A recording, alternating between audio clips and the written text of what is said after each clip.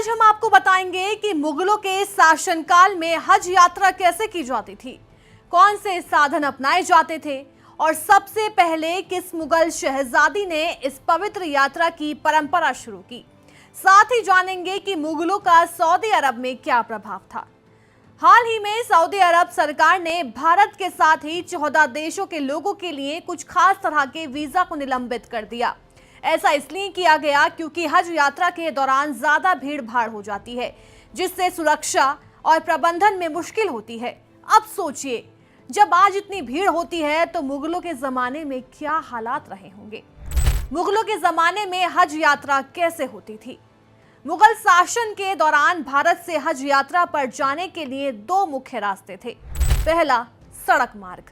यात्री कारवां के साथ लंबी और कठिन यात्रा पर निकलते थे, लेकिन ये रास्ता काफी खतरनाक था क्योंकि इसमें दुश्मनों के इलाके से गुजरना पड़ता था। और दूसरा, जल मार्ग। ज्यादातर भारतीय यात्री समुद्री मार्ग से फारस की खाड़ी होते हुए मक्का जाते थे। गुजरात का सूरत बंदरगाह हज यात्रियों के लिए मुख्य केंद्र था। इसे बाब उल मक्का भी कहा जाता था। मुगलों द्वारा हज यात्रा को कैसे बढ़ावा दिया गया।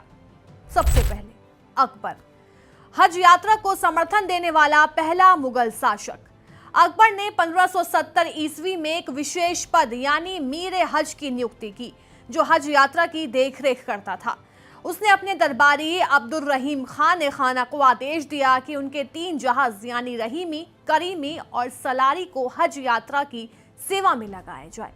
जहांगीर और शाहजहां का योगदान। जहांगीर और शाहजहां ने भी हज यात्रियों के लिए विशेष व्यवस्थाएं जारी रखी।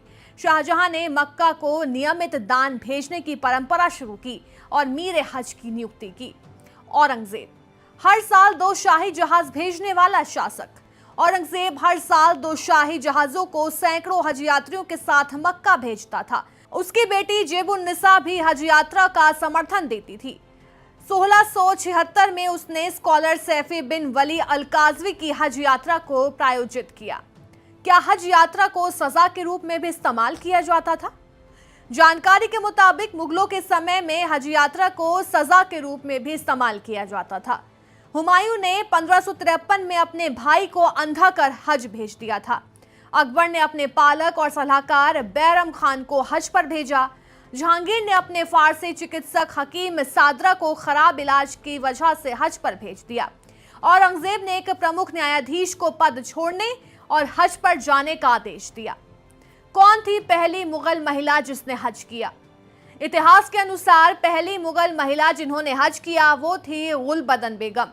वो बाबर की बेटी और अकबर की बुआ थी। 1576 में वो अकबर की पत्नी सलीमा सुल्तान और 40 अन्य महिलाओं के साथ हज पर गई थी। गुलबदन बेगम ने न सिर्फ हज किया बल्कि 4 बार हज और कई बार उम्रह भी किया। वो 1582 तक मक्का में रही। सऊदी अरब में मुगलों का प्रभाव कितना था? मुगलों का सीधा प्रभाव सऊदी अरब पर नहीं था। मुगल साम्राज्य भारत में स्थापित हुआ और विस्तृत हुआ। सऊदी अरब का आधुनिक स्वरूप 20वीं शताब्दी में सामने आया। मुगलों और सऊदी अरब के बीच कोई महत्वपूर्ण राजनीतिक या कूटनीतिक संबंध नहीं थे।